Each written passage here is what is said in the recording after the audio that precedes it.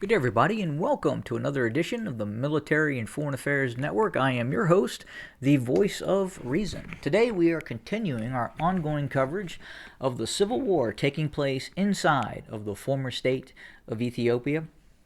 And as of today, we continue to see sporadic fighting taking place along the shared border of the despotic state of Eritrea and the fully autonomous region of Tigray.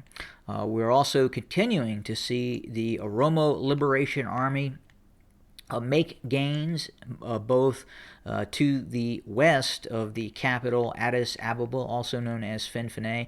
We have observed that recent counteroffensive by B loyalist forces not do so well against the Oromo Liberation Army in terms of breaking the siege of certain areas to the west of the capital.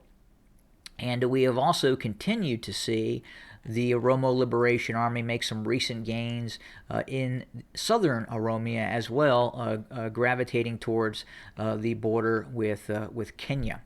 And furthermore, I want to have a look at the ongoing relationship between Eritrea and the regime of Abiy Ahmed, as some individuals within both nation states believe that there is starting to be a breakdown in terms of strategy regarding their mutual alliance against the Tigray region.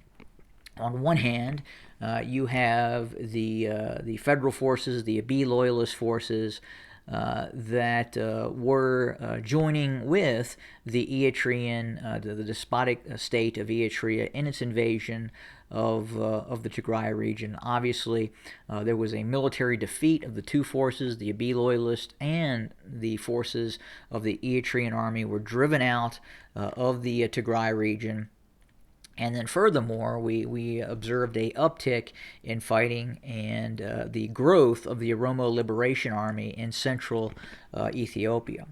And right now, it would appear that in terms of war goals and war aims, especially for Isaias Afwerki in the despotic state of Eritrea, they have indeed made things worse than before the conflict. At the beginning of the conflict and going into the conflict, obviously the war goals and war aims of Eritrea were to see the dismantling of the Tigrayan Defense Forces and specifically the political leadership, the democratically elected leadership within the Tigray region be eliminated. And then unfortunately for the despotic state of Eritrea, the forces of the Tigrayan Defense Forces have only grown stronger, and the civil populace inside of the Tigray region continue to back the existing political leadership inside of Tigray. So when the forces of the Eritrean army entered the Tigray region and were eventually driven out of the Tigray region, right now the capabilities of those Tigrayan Defense Forces have now exceeded the level of capability prior to the initial invasion.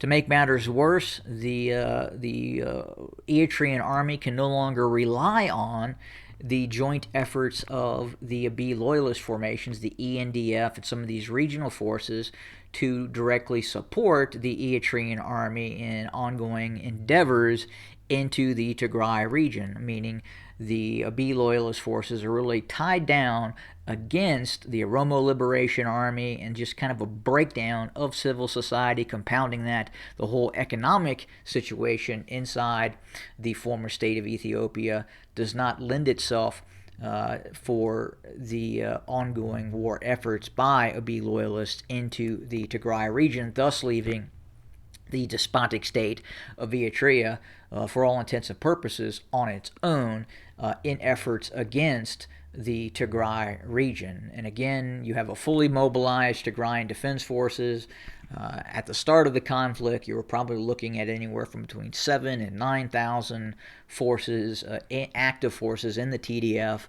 Right now, some believe those forces exceed the actual manpower complement of the Eritrean army, numbering 250 to 300,000 forces, or equaling that of the Eritrean army, and in some cases, in exceeding the Eritrean army in force capability, especially regarding motivated light infantry forces, as the TDF is for all intents and purposes a volunteer force, whereas the Eritrean army is largely a conscripted force that has that sees its populace in indentured servitude for an in perpetuity period of time for the despotic state of Eritrea. So right now it would appear that even if Eritrea were to wish to see a renewed invasion of northern Tigray or the Tigray region in support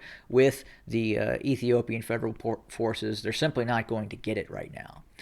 As the ENDF is tied down with other conflicts, and on top of that, the ENDF, its offensive capacity was largely destroyed with those failed efforts that occurred inside of the Tigray region, as were, and much less reported, the Eritrean army as well.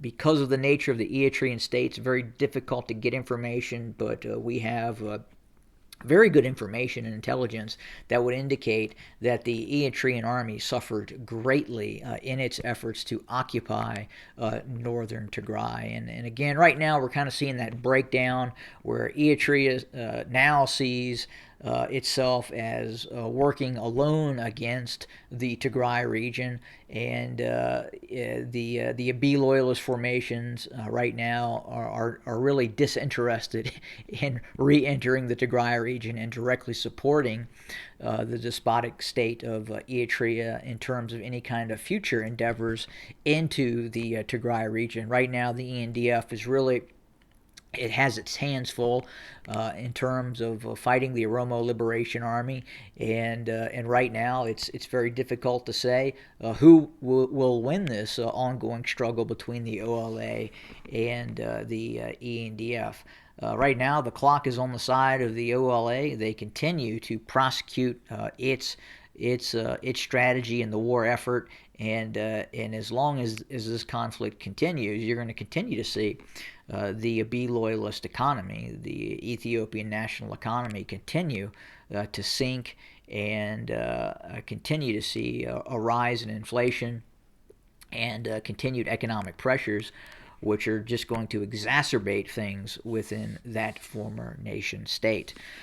But that's what we wanted to talk about today. Again, it would appear that there is starting to be a breakdown in terms of what the Abiy loyalist forces are willing to do in conjunction with the Eritrean forces. And that obviously right now has the despotic state of Eritrea and Isaias Afwerki fairly nervous at this point, as they have awakened a giant in terms of a military capability that really wasn't present prior to the onset of hostilities. And now that we have observed that invasion, that failed invasion take place, the Tigray Defense Forces could at some point look to take retribution against Isaias Afwerki for some of the war crimes and for some of the looting and violations of human rights that the Eritrean army is well documented in committing in the Tigray region. So we'll have to wait and see what happens, but we anticipate that this conflict will continue, and we could see it. And again, we're watching this very, very closely in terms of new operations by the Tigrayan Defense Forces directed at Eritrean forces. They continue to engage each other. They continue to fight along that northern border in areas such as Badme and other areas as well. But we're watching this very, very closely, trying to get information where we can create content for your consumption and give you situational awareness and what is occurring in the region as well. So thanks for joining us today. We'll have more very, very soon. And as I had mentioned in the previous video regarding Ukraine, I have to go out of town for a few days and may not be able to create some content. And unfortunately, everyone will just have to wait until Wednesday until I return and am able to start to produce new videos. So have a great day. Thanks again for joining us.